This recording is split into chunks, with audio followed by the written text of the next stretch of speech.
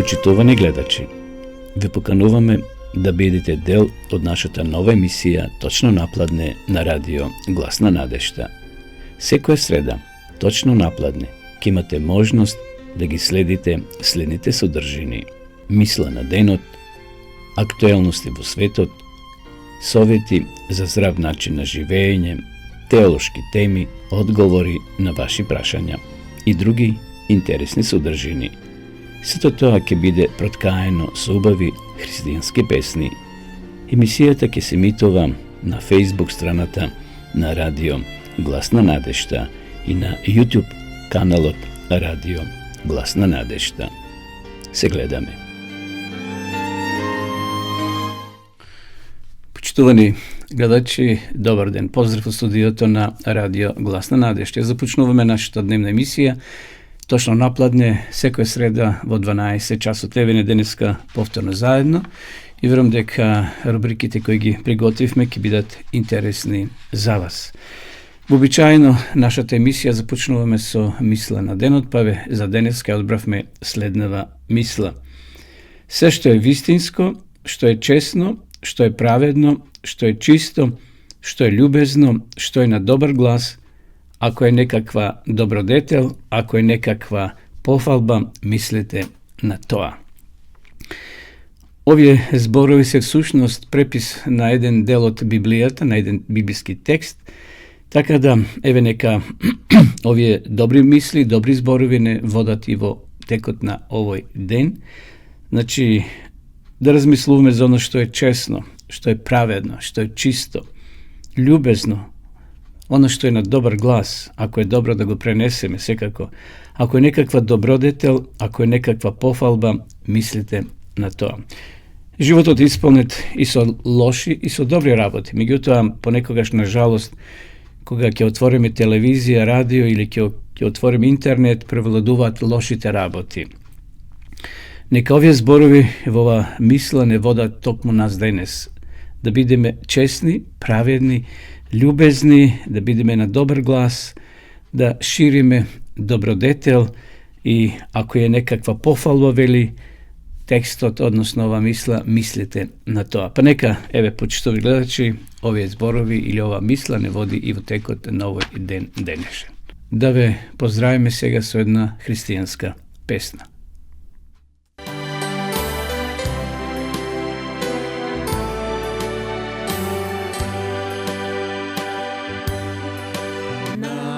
Свет гостин сум, тоа го знам, и животот тежок е, полне со грех, затоа коплеам, за тој поубав свет, каде што нема бол, ниту смрт.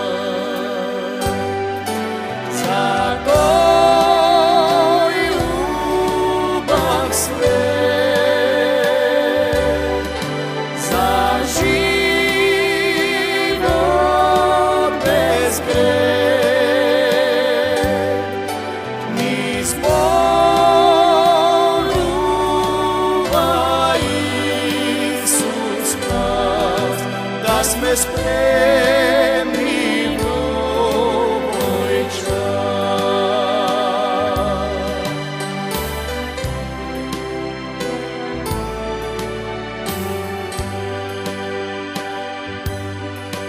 И верувам, Боже мој, во Твојот збор, и затоа секој час се спремам јас за тој убав дом, што ме чека во крај.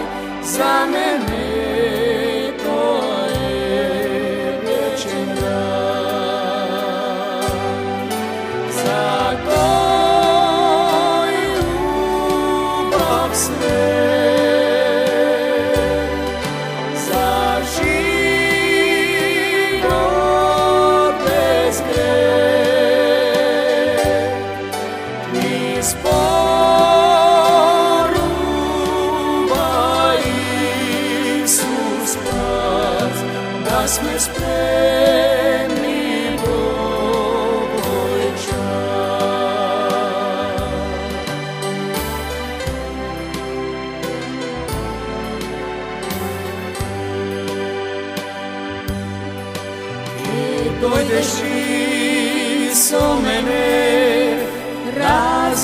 замислити да бидеме заедно во сите дни. Може би тоа е твојот последен час. Не чекај, веднаш ти одлучи. За тој љубав свет, за живот без век, ни зборува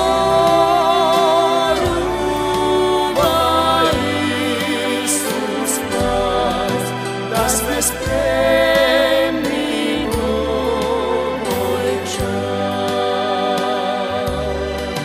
да сме спремни во овој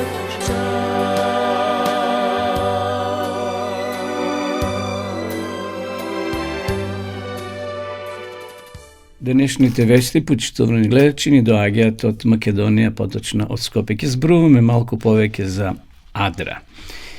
Сигурно сте слушнали во минатите емисии, ние спомнавме нешто за Адра, за активностите на Адра. Меѓутоа, еве, сега ќе кажам нешто повеќе зошто ја спомнувам Адра, бидејќи тие се носители на еден многу убав проект во Република Македонија. Инаку Адра во 1997 година добива статус на генерален советник од страна на Обединетите нации. Адра е основана во далечната 1956 година од страна на Адвентистичката црква. Пред организацијата да го доби името Адра, во 1984 година низиниот назив беше два пати променет. Прво беше наречена Адвентистичка служба за социјална заштита, но во 1973 година ова организација го сменила името во Светски сервис на адвентистите на седмиот ден. Во 1958 година Адвентистичката служба за социјална заштита испратила пакет за помош во 22 земји во светот. Сега, ако одите во веб страницата на Адра, ќе ги најдете податоци, се како и на кој начин таа помагала и денеска помага, например, кога ќе се случат земјотреси, кој што има глад, проблеми, невреме и така натаму. Во Македонија Адра постои повеќе, некаде од 1994-5, тука некаде се формира Адра, како невладина организација во рамките на христијанската адвентистичка црква.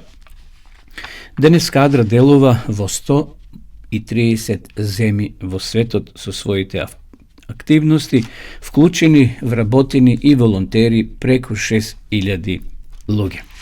И сега, зошто спомнувам Адра? Адра има своји активности, како што спомнав и во Македонија, почитувани гледачи, не само што секоја нова година дели пакетчиња, новогодишни пакетчиња од деца од Германија за деца во Македонија, по училишта, социјални установи и така натаму. Адра организира и навистина интересни активности, сакајќи да ги обучи луѓето да сами произведуваат храна.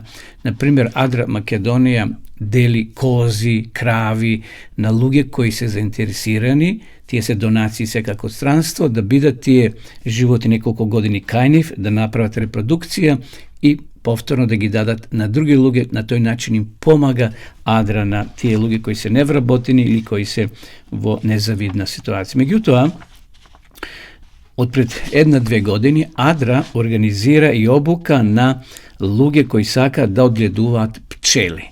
Секако Адра нема пчели, но ги добива како донација, например од Словенија и од други држави. Еве, на 12 април 2025 година Адра Македонија во просториите на Лаб за биологија и селекција на пчели при ФЗНХ продолжува со обуки за своите пчеларки и пчелари. Ке може да видите и слики додека ја зборувам. Практична обука се прави, подготовка на рамки и вградување на восочни основи. Потоа пролетен преглед активности за овој период и проширување на пчелните семејства. Се врши и дистрибуција на опремата за оние кои не земале претходно и плюс нови сетови за производство на матици. Адра Македонија со поддршка на владата на Република Словенија го имплементира проектот Жените пчеларки двигатели на позитивни промени во Македонија. 5 години поред, гледате, 5 години поред, Адра Македонија значајно придонесува за развојот на пчеларството и медиумите се значен партнер за нивните активности. Овде влего во нивната веб страница и се назначени, се опишани тие активности. Например, проект Жените пчелари, 20.10. минатата година, 24-та, значи активен ден во Дихово, тоа е едно село на домак Битола, за нивните пчелари, кои се дел од проектот Жените пчелари двигатели на позитивни промени во Македонија, финансиран, како што спомнав, од Министерството за надворешни и европски работи на Словенија, а преку Адра Словенија и Адра Македонија, заеднички, значи, еве овде на терен се обучаваат жени пчеларки. Значи, им се дават тие пчеларни семејства, пчелни семејства и тие работат, произведуваат мед за нив и за потребите на другите луѓе. Така да, еве тој убав проект и за пофалба е како Адра работи, освен што хуманитарно, значи помага со алишта, со храна, дели пакети и така натаму, и еве и на овој начин им дава вработување фактички на луѓето кои сакат самите да заработат и да произведуваат храна за себе и секако да го продаваат и на тој начин да имаат средства за живот. Може да се вклучите и вие, почитувани гледачи, ако имате потреба, побарајте Адра, јавите се на директорот и ќе може да добиете повеќе информации. Исто така, од минатата година и ова, значи Адра се грижи за десетици семејства стари луѓе кои се изнемоштени, вработенима луѓе, патронажни сестри кои одат, посетуваат, им помагаат на тие безпомошни лица, пензионери, значи во нивните домови. Сето тоа е проект со од разни амбасади кои помагаат и делуваат во Македонија и преку Адра, значи на тој начин ете им се помага на нашите сограѓани. Тоа се случува во некои општини за сега во Скопје. Значи тој проект со социјална грижа се реализира во некои општини во Скопје за сега, но можеби во иднина, ако има доволно средства, да се прошири тој проект и во останатите делови и општини во Македонија. Еве, пофалба за Адра, за тие активности, значи помага за луѓе, дали се мажи или жени, без разлика, јас познавам некои од нив, кои навистина се благодарни и ете на тој начин самите произведуваат мед, но како што и овде значи видовме, тоа е поддршка и за другите работи во Македонија. Со овој проект Адра создаде и разви мрежа од 20 нови деловни активности, млади жени, сиромашни луѓе и ја основа првата фабрика за мед во Македонија. Гледате, фабрика за мед. Интересно, млади луѓе кои можеби немале појма како се одгледуваат пчелите, но сега се обучени и тие произведуваат и други тие обучаваат така да. Еве, една информација што се случило 2020 година, каде што пчеларите били запознати со најновата технологија за поддршка на понатамошниот бизнис со пчеларството преку ново формираното социјално предпријатие наречено еко-рурални производи. Еве Адра, значи, уште у таа година почнала со своите проекти, но сега тоа е многу поразвиено и многу понапредно. Еве тоа беа информациите, продолжуваме сега повторно со песна.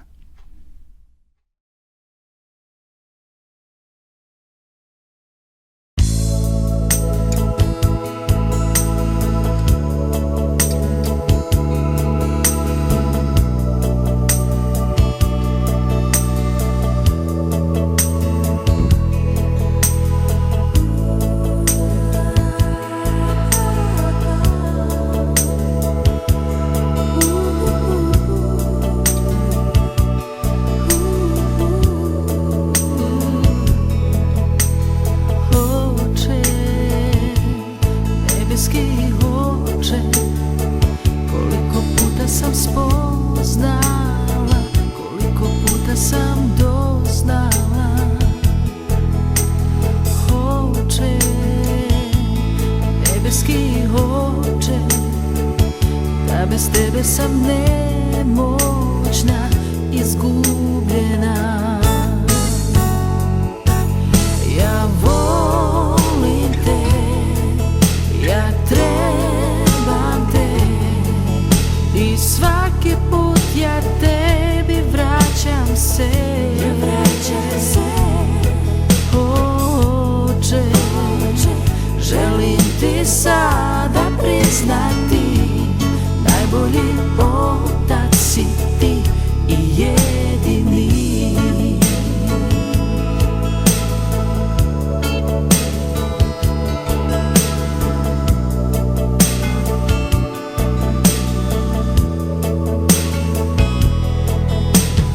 Oče, nebeski Oče, dugo lutala, bez Tebe sreću tražila. Oče, nebeski Oče, nigdje spokoja nema za mene bez Tebe. Ja volim Te, ja trebam Te, i svaki put ja Tebi vraćam se. Oče, želim Ti sada priznati, najbolji otac si Ti i jedini. I svima želim priznati koliko sad mi značiš Ti.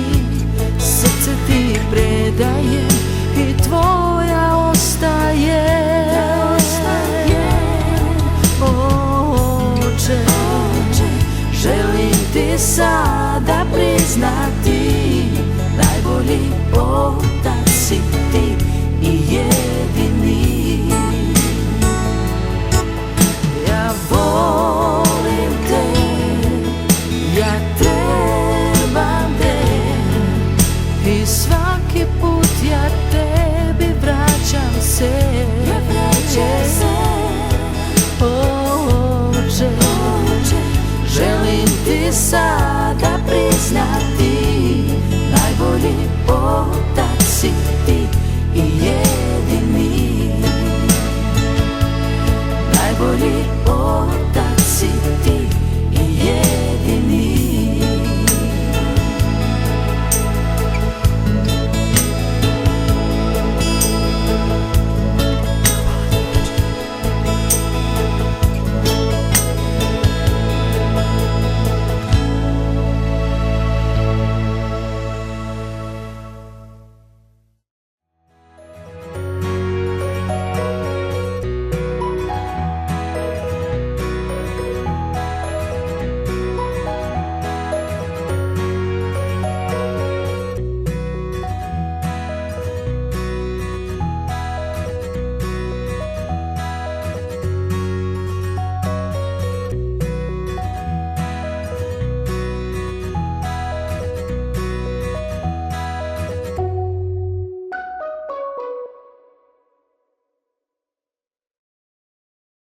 But let me give you a little story that will help you understand this problem. Ајде да ви кажам една приказна која сакам да ви помогне да го разберете овој проблем. I was in the military for 14 years. Бев во војска во период од 14 години. I had a friend who was a doctor, a Navy doctor. Имав пријател кој што беше доктор во морнарицата. He told me the story. Тој ми ја кажа ова приказна. He says there was a Navy ship off the coast of the Philippines. Бил еден морнарички брод кој што бил на обалата на Филипините. And somehow the grip got on board. И грипот дошол некако на бродот. Everyone got the grip. Сите биле болни од грип. Now if you've ever had it, И ако некогаш сте го имале, you know you can't do anything. Вие знаете дека не сте способни за ништо. They had to drop the anchor. Тие морале да го спуштат сидорото. And just sit there in the water. И да останат на водата. Only one person did not get sick. Само една личност не била болна. That was the captain of the ship. Тоа било капетанот на бродот. So what did he do? А што тој правил? He went down to his room, closed the door, and locked it. Тој влегол во својата соба и се заклучил. He did not want to get sick. Тој не сакал да се разболи. Well, after a couple of days, some of the sailors started feeling better. Само после неколку дена некои од морнарите почнале да се чувствуваат подобро So they go fishing. и почнале да ловат риби. Yeah, but why not? You're in the middle of the ocean. Кога се наоѓате среде океан So they were sitting there fishing in the water. и така еве ги тие ловеле риби во And вода. of all things, they caught lobsters. И она што фатиле се само ракови. And he said, wow, where'd they come from? И се прашале од каде овие сега тука. Well, they thought, I bet the captain would like a fresh lobster dinner. Можете да го замислите капетанот кој што сакал свеж ручек од рак. So they had the cook prepare them for the captain, Тие припремиле храната за капетанот, went down, knocked on the captain's door. слегле доле и чукнале на вратата од кабината на капетанот. He opened the door, took the tray, closed the door. Тој ја зел на брзина храната и повторно ја заклучил. Enjoyed his lobster dinner. И уживал во својот рак. Got the worst case of grip of anybody on the ship. И фатил уште полош грип од сите оние кои што биле на бродот. Why? Зошто? Well, if you've ever been on a Navy ship, Ако некогаш сте биле на морнарички брод, at least ships I've been on, на бродот на кој што јас сум бил, when you go to the toilet, кога одите до тоалетот, you lift the lid, кога ќе го дигнете капакот, you're looking at the ocean. вие ќе видите дека доле е It океан. goes plunk, Сето тоа оди во пумп во водата and it goes floating down. и сето тоа оди доле. Well, the purpose of a lobster Сврхата на ракот is to keep the ocean floor clean. е да го одржува подот на морето чисто. Now you got hundreds of sailors sending down lobster food. И сега вие замислете имате стотица морнари кои што им праќаат храна на раковите. You've got thousands of lobsters enjoying the picnic. Вие може да ги замислите илјадниците ракови кои што уживаат во овој пикник. So when the captain ate the lobster, И кога капетанот го јадел овој рак, what was he eating? што всушност тој јадел? Processed sailor poo. Процесираната храна или изметот од морнарите. And he got sick. И тој се разболел. Be careful what you eat. Бидете внимателни што јадете. Okay, there's another law of health. That's exercise. Тука е еден друг закон, а тоа е вежбањето. And that's got to be regular exercise. Кога велам вежбање, значи редовна физичка активност. So when do you stop exercising? Кога ќе престанете да вежбате? Can you do any of these things? Дали можете да ги направите некои од овие работи? I mean, I'm in good shape, Ја велам дека сум во добра форма, but I can't do those things. али јас не можам ова да го направам. Here's something you need to understand. Еве нешто што треба да разбереме. We don't wear out, we rust out. We need to keep moving our bodies. Ние мораме да го движиме нашето тело. If you quit using it, Ако престанеме да го користиме, you will start losing it. вие ќе го изгубите. Yeah. Start your exercise program today. Гледате го вашиот програм за денешно вежбање. Please, don't try this. Ве молам, немојте да го пробате ова. That'll come later. Тоа ќе дојде подоцна. Just take a walk. Само земете да пешачите. So why should we exercise? Зошто ни е потребно вежбањето? It improves our physical health Тоа го надградува нашето физичко здравје, as well as our mental health. а исто така и нашето ментално здравје. If you're exercising, your mind is working better. А ако вежбате и вашиот ум работи подобро. One of the thing is, it's now getting better circulation. Една од работите е подобра циркулација. But if you're really doing some good aerobic exercise, Али ако правите една добра аеробична вежба, what's aerobic exercise? а што е тоа аеробична вежба? Our heart rate is increased, Кога срцето се забрзува and our breathing is increased. и нашето дишење се забрзува. Now you got good oxygen and good circulation. Ви имате тогаш добар кислород и добра циркулација. But if you are exercising that heart the more, Али колку што повеќе вежбате и вашето срце, it needs more blood. Потребно е повеќе крв. It needs more oxygen. Потребно е повеќе кислород. So it's going to start building more capillaries, more veins to feed the muscle. Тоа ќе создаде да е потребно повеќе капилари кои што ќе ги хранат нашите мускули. We call it collateral circulation. Тоа е колатерална циркулација. All right. So this person, they just started. This is you, your veins, Ова се вашите вени, ова сте вие. coronary arteries. Коронална циркулација. Notice you're going to start growing more. Приметете, вие ќе градите повеќе. So if you do get a partial blockage of a coronary artery, Ако имате можеби некое парцијално блокирање на вашата артерија and then one day you do happen to thaw a clot, и можеби ќе направите еден угрошок, your blood still has a way around the blockage. се уште вашето тело и крвта може да оди и покрај таа блокада. And you never know you had a heart attack. И никогаш нема да дознаете дека сте имале срцев удар. And if you're on a good diet, И ако сте на добра исхрана, that will disappear after a period of time. После известно време ова ќе исчезне. You know, when you're driving down the road, Додека се возите по патот, some people use different types of GPS systems. некои од луѓето користат различни типови на GPS системи. If you have a good one, Ако имате добар еден, that lady, I don't know how she knows me, but she talks to me. али таа госпоѓа која што не знам од каде ме знае, али ми зборува, She says there's an accident 2 miles ahead.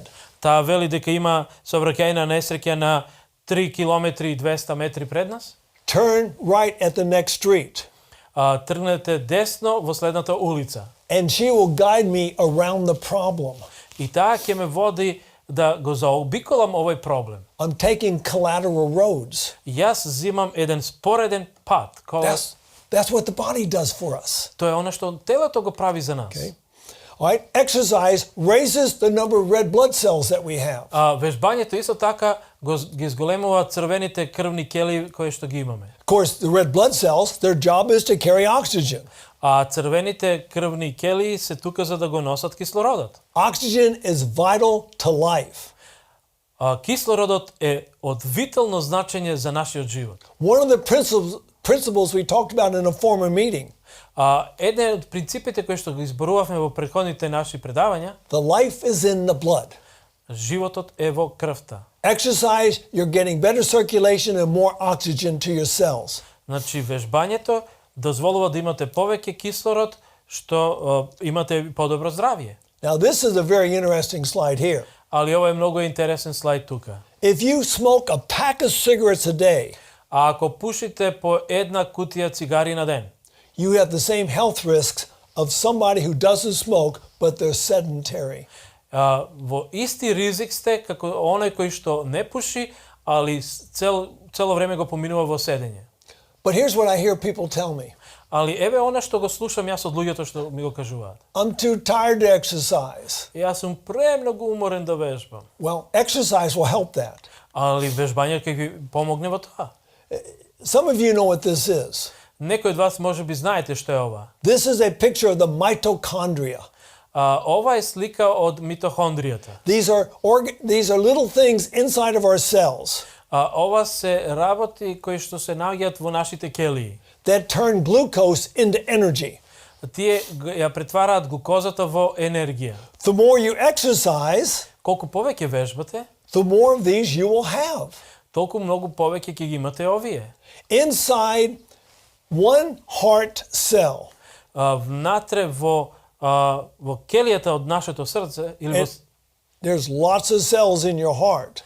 има многу келии во нашето срце. It can have up to 5,000 mitochondria. Можеме да имаме до 5,000 митохондрии. Why? Зошто? Because it's always working. затоа што секогаш работи. So get exercising now. Затоа земете да вежбате сега.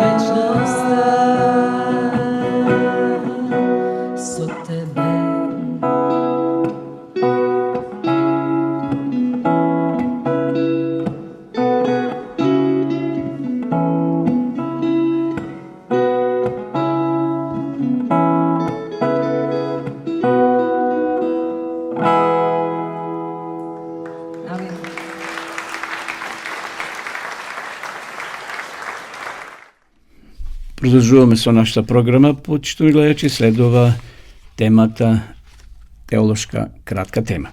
Еве денеска ќе го реализираме и третиот дел од ова тема, која почнавме значи пред неколку емисии, кога зборуваме за како да ја открием иднината и што не очекува. Денеска е значи третиот дел.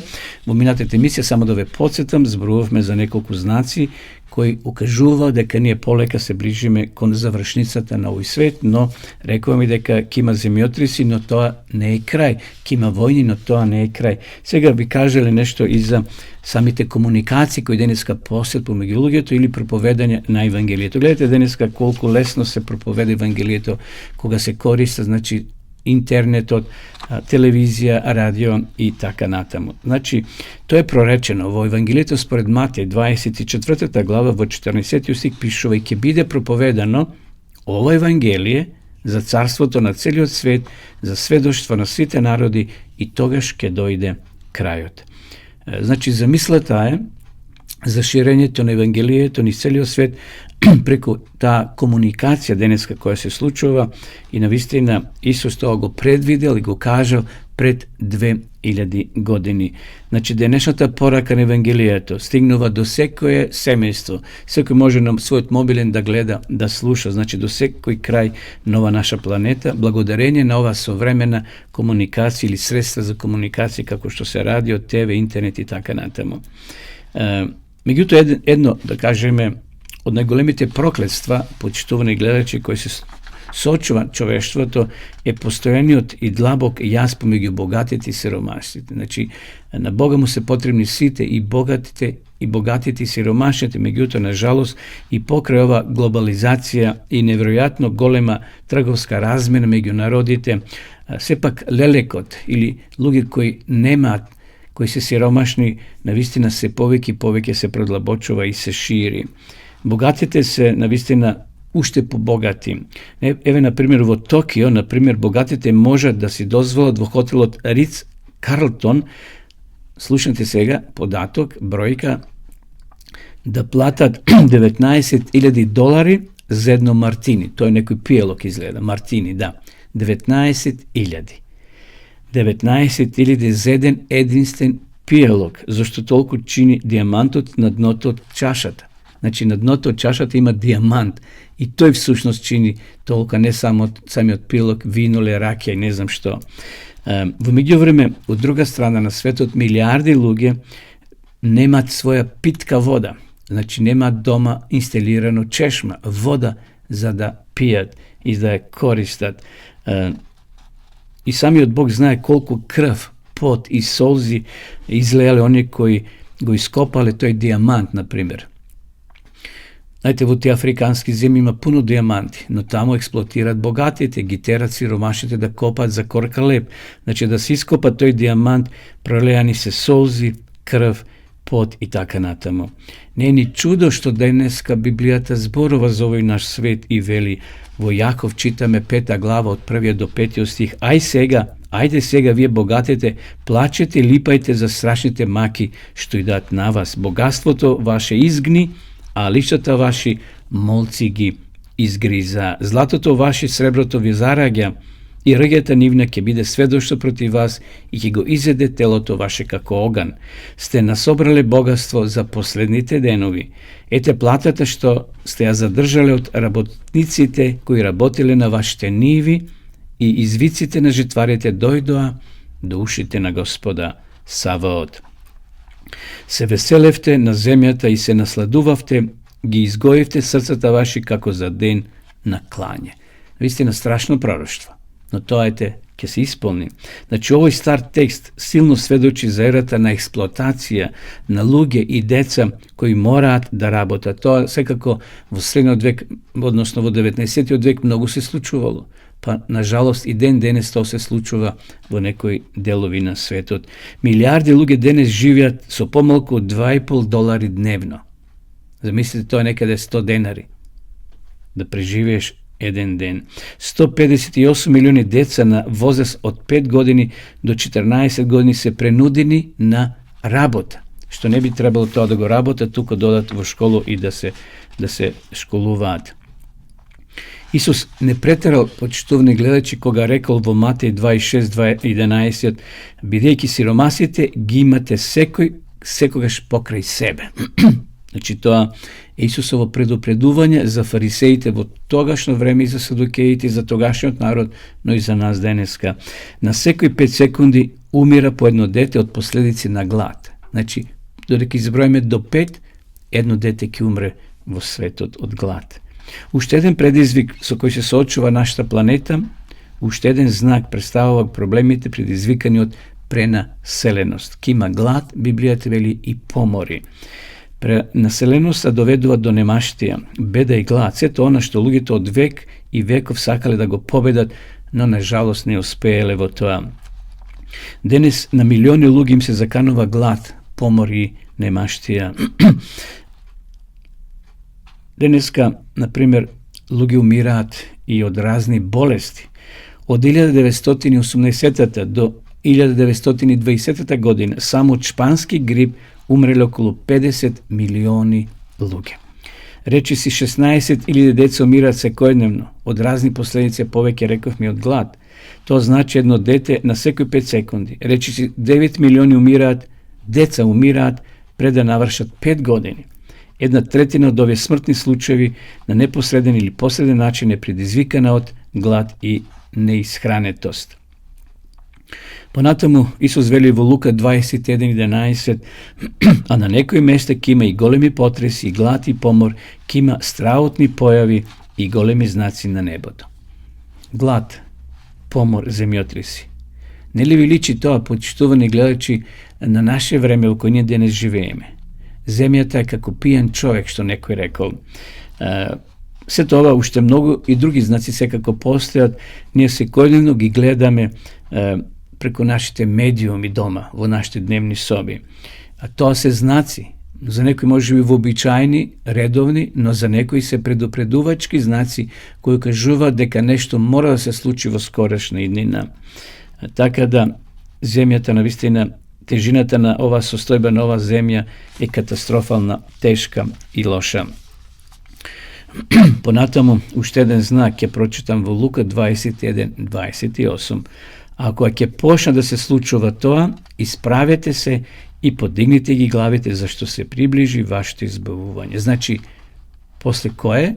После сите ове знаци кои ги спомнав. Има туку уште многу други, сега ради времето не можам се да ви прочитам, да ви пренесам. Меѓутоа, ако читате 24 глава од Евангелието според Матеја, таму се назначени, наредени сите тие знаци кои пред наши очи денеска се исполнуваат. Така да Библијата често ги наведува тие знаци како алармни звона, да не предупредат, не да не уплашат, туку да не предупредат, како знаците што се постави на автопатите, на патишата, знак стоп, знак кривина, лево или десно, или некој знак кој не предупредува. Тоа се знаци кои ни укажуваат да внимаваме, зашто ако не ги внимаваме, може да настрадаме. Со други зборови, значи овие знаци се загризувачки и укажуваат на голема надеж на овој свет, дека сепак постои надеж. Значи, лошо е, тешко е, но сепак има излез. И затоа овие знаци кои ги читаме во Библијата, посебно еве сега во Лука 21 глава, кога ќе видите дека тоа се случува, немој да клонете, немој да паднете во духот, туку исправете се, дигнете ги вашите погледи кон небото, зашто вели се приближува вашето избавување. Иако може би ни се чини дека сме така поставени овде, во длабочината на душата, чувствуваме дека постои причина и цел на нашиот живот. Ние не сме овде поставени да живееме вечно, ние сме овде привремено на овој свет, на оваа земја. Ке дојде време кога Господ ќе ги собере своите и ќе ги однесе на небото. Вечноста ни е длабоко врежена во душата. Ние сме дел од една голема епска приказна во која секој од нас има своја улога. Колку да сме беззначајни во однос на целата слика, ние имаме главната улога во историјата на нашиот живот. Библијата, почитувани гледачи, е согледана во целина, треба да ја гледаме. Значи во целина, не да издвоиме поедини делови. Всушност Библијата е збирка на животни приказни, вистинити приказни. Нека и ова размислување што го имавме сега не подсети уште еднаш и не потикне да ја читаме Библијата, да се приготвуваме за таа голема средба, за тој голем настан кој го очекувале и самите патриарси, и самите апостоли, па ве ние како генерација се ближиме кон таа завршница. Уште колку ќе трае, Ја не знам, зашто и самата Библија не кажува. Но ни дава знаци, не предупредува да се приготвиме, бидејќи животот е наш несигурен. Никој од нас не знае колку долго ќе живее и кога ќе дојде крајот.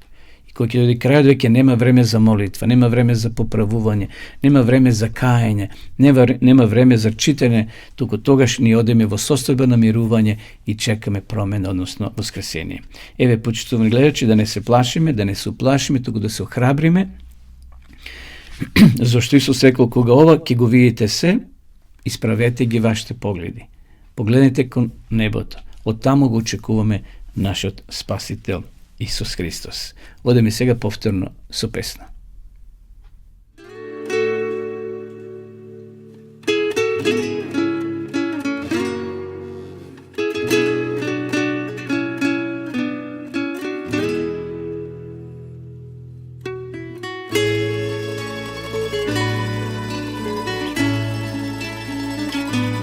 Молим те, Боже, за malo mira. Molim te, Bože, za malo sreće. Molim te, Bože, u ovoj noći stazom svjetla ti me vodi.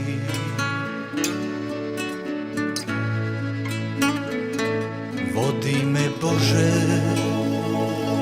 zvijezdanom stazom. Vodi me, Bože, sunčanom stranom. Vodi me, Bože, u luku spasa, da tamo nađem vječni mir. Sve brige svoje tebi dajem, jer samo ti radost dajem. Primi, o Bože, molitvu moju, sve boli moje, život moj. Primi, o Bože, molitvu moju, sve boli moje, život moj.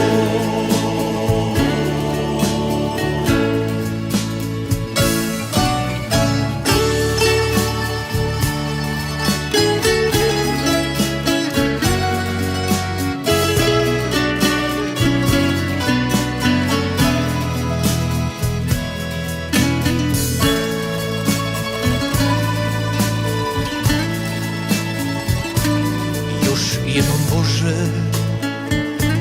u tišini hrama, u sjeni svijeća, ponizno te molim. Dolinom suza prati me, Bože, jedina nado i jedini spas. Sve brige svoje tebi dajem,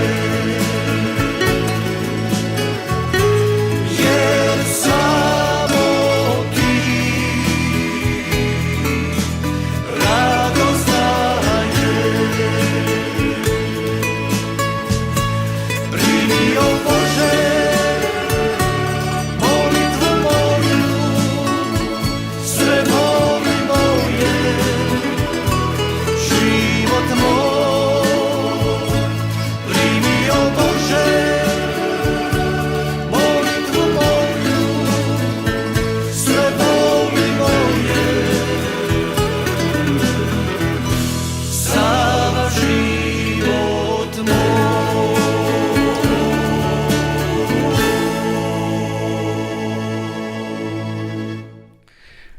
Еве не повторно во емисија, почитувани гледачи, вие следите дневната емисија Точно напладне, која се емитува во секоја среда, значи во среда точно во 12 часот. Имаме денеска едно прашање за кое сакам во наредните неколку минути да зборуваме, а тоа дали крштавањето е важно во животот на човекот. И дополнение на ова прашање, на колку години човекот може да се крсти? На колку години Исус бил крстен? Крштевањето Господово навистина потекнува од самиот Исус Христос. Првиот човек кој крштавал во Новиот Завет бил Јован Крстителот. И Исус кога дошол кај него да биде крстен, тој е настан, што го значува почетокот на Исусовата јавна проповед. Значи Исус кога се крстил и почнал јавно да проповеда. Тој бил 30 години во Назарет, кај Јосиф му помагал во таа дрводелска работилница, значи бил столар, му помагал, меѓутоа кога Исус наполнил 30 години. Во Исусово време полнолетството се сметало на 30 години. Така да Исус кога наполнил 30 години го напуштил својот дом и знаеме дека почнал да проповеда. Меѓутоа тој тоа го почнал и на еден символичен, јавен начин со библиско крштевање. Христијанскиот свет денес го смета крштевањето Господово за важен настан врз кој се темели и христијанското верување, односно крштевање. За крштевањето на Исус се зборува во Евангелијата според Матеј 3 глава 13 и 14 стих. Ја само ќе ги прочитам сега Евангелијата. Марко 1 глава од 9 до 11 и Лука 3 глава од 21 до 22 стих, додека во Евангелието според Јован крштевањето на Исус не е директно опишано, значи индиректно се спомнува за Христовото крштевање. Во Лука 3:23 може да проверите, почитувани гледачи, еве дозволете ми на брзина да пронајдам, да го читам во самиот оригинал, значи Лука 3 глава 23 стих пишува точно колку години имал Исус кога бил крстен. Значи 30 и 23 стих во 3 глава. Еве читам од овој дел од ова Евангелија, односно од Новиот Завет, значи едно од најубавите преводи.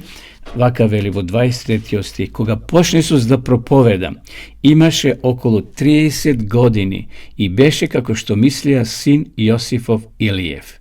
Значи Лука кажува, мислам дека тој единствено ја спомнува бројката од 33 години. Јован Крстител вршил обреди крштевање на реката Јордан и проповедал крштевање заради покаяние и простување на гревовите. Според христијанското верување, Исус по крштевањето поминал 40 дена во пустината, а потоа почнал да проповеда. Значи тоа отишол на една духовна подготовка, би рекол, во пустината. Библиското крштевање е заветен однос помеѓу грешникот и Христа. Значи, на колку години треба да бидеме денеска крстени? Овде пишува на 30 години Исус се крстил, се сметало полнолетството. Денеска знаеме полнолетството е намалено на 18 години. Се смета човекот дека е полнолетен, ги има сите права, може да вози, да полага и така натаму.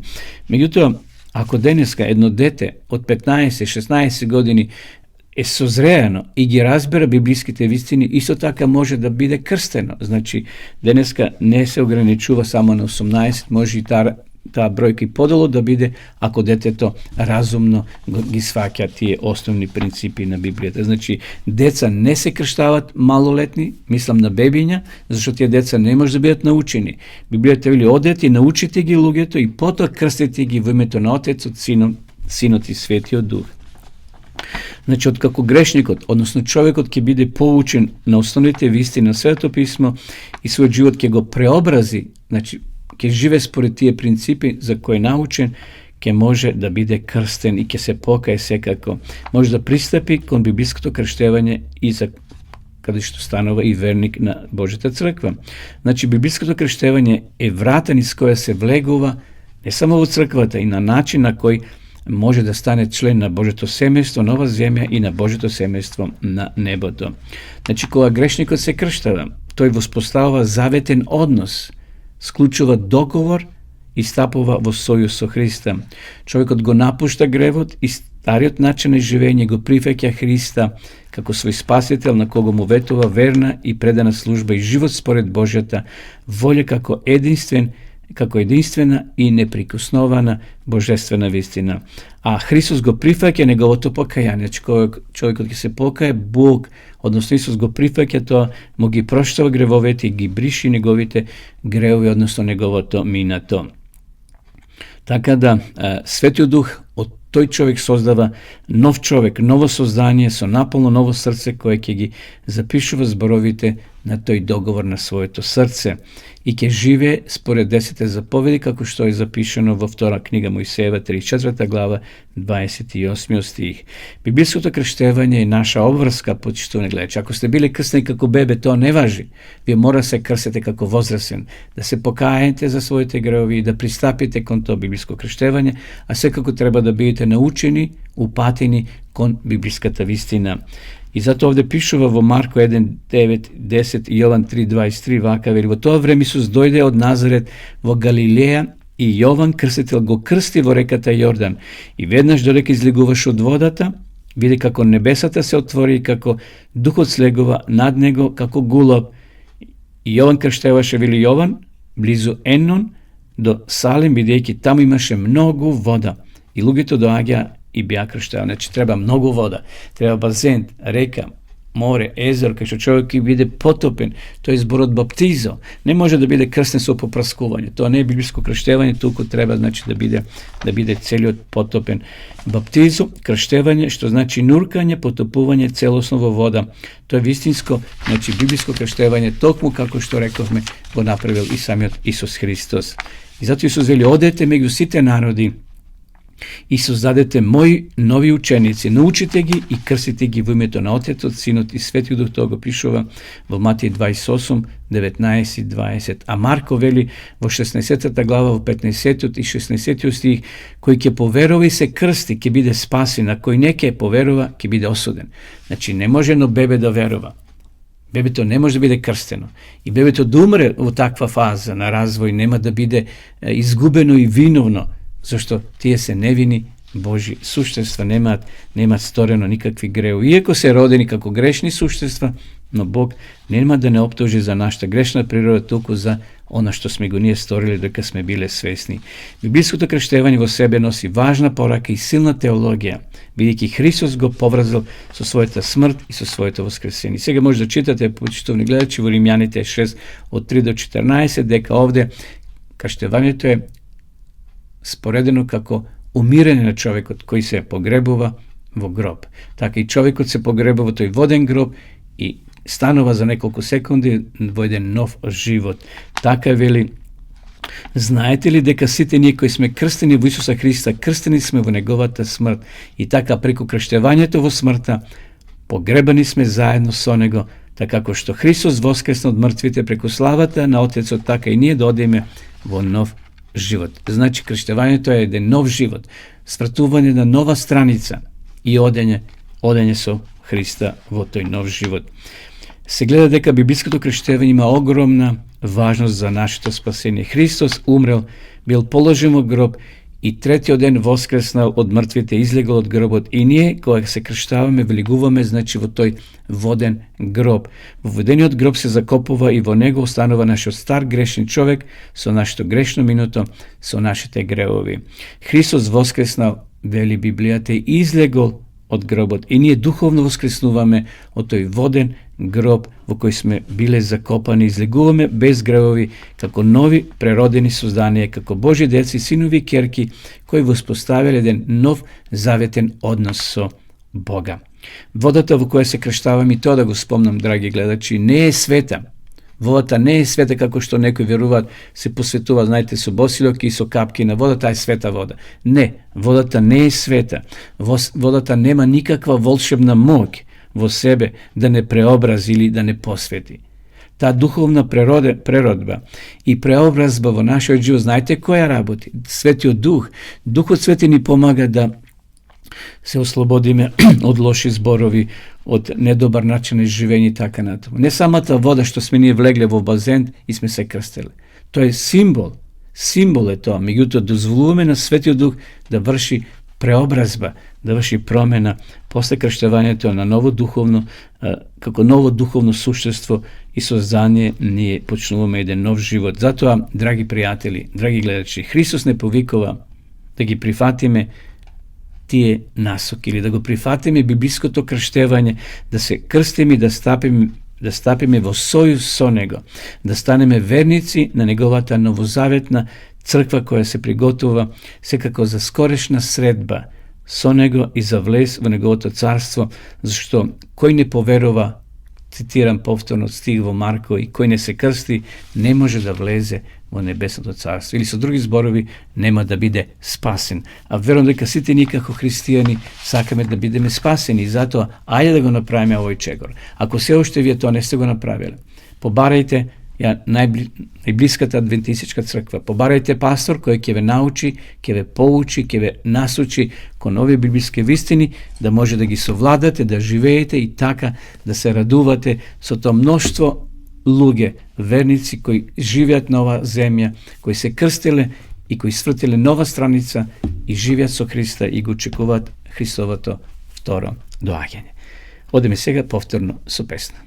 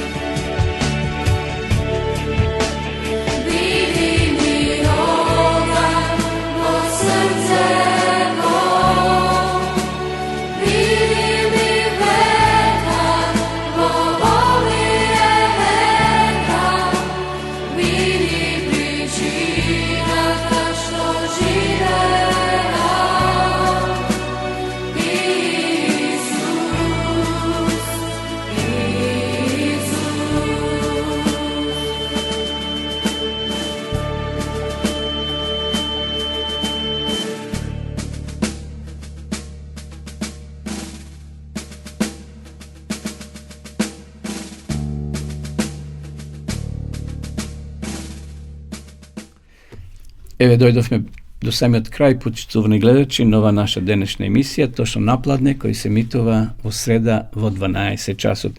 Би сакал уште еднаш да ве подсетам на ова убава книга која излезе неодамна, молитва, по цена од 350 денари. Значи, вие кои сакате да имате и да читате прекрасни совети, прекрасни дефиниции за молитвата, еве ја само ќе прочитам неколку. Молитвата е отварање на срцето кон Бога, како кон пријател. Молитвата е клуч во рацете на верата, кој ги отвара небесните ризници, во кои се чуваат неизмерни резерви на всеможниот.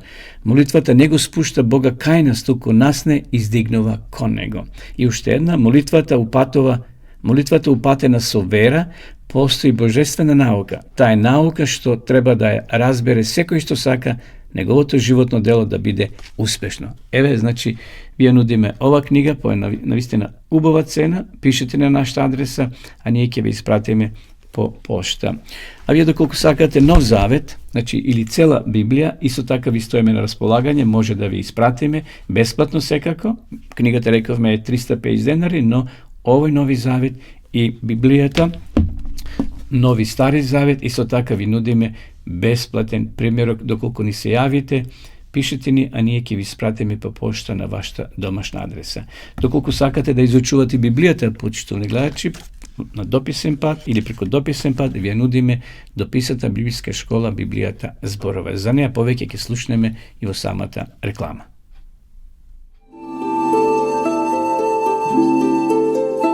Почитувани пријатели, доколку сакате да ја изучувате Библијата, имате изворедна прилика тоа да го сторите преку онлайн веб страницата на Библијата зборува.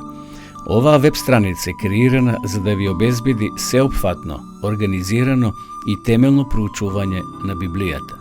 Курсевите се бесплатни и без обврски. Можете да го следите во кое било време, тогаш кога вам ви одговора. На располагање ги имате следниве курсеви: библиска археологија, библиски пророштва, за верата и верувањето, библиски совети за здравјето, библиски совети за бракот и семејството. Запознајте ја Библијата, Светото писмо на Стариот и Новиот Завет преку курсевите на интернет или во печатена форма.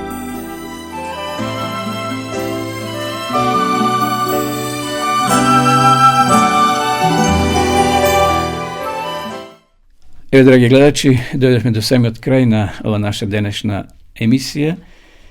Благодарам на вашето присуство, односно што не следевте. Ова емисија се снима и биде поставена на нашиот YouTube канал Радио Гласна надежда и на YouTube каналот Радио Гласна надежда, секако и на Facebook страната. Може да ја споделите со вашите роднини, со вашите пријатели. Благодарам уште еднаш што бевте денеска заедно со нас. Ви посакувам убав ден, убава седмица и ако Бог даде живот и здравје, да се видиме повторно во наредната среда. До тогаш останете со здравје. Почитувани гледачи, ве покануваме да бидете дел од нашата нова емисија Точно напладне на Радио Гласна надежда. Секоја среда, точно напладне, ќе имате можност да ги следите следните содржини: мисла на денот, актуелности во светот, совети за здрав начин на живење, теолошки теми, одговори на ваши прашања и други интересни содржини. Сето тоа ќе биде проткаено со убави христијански песни.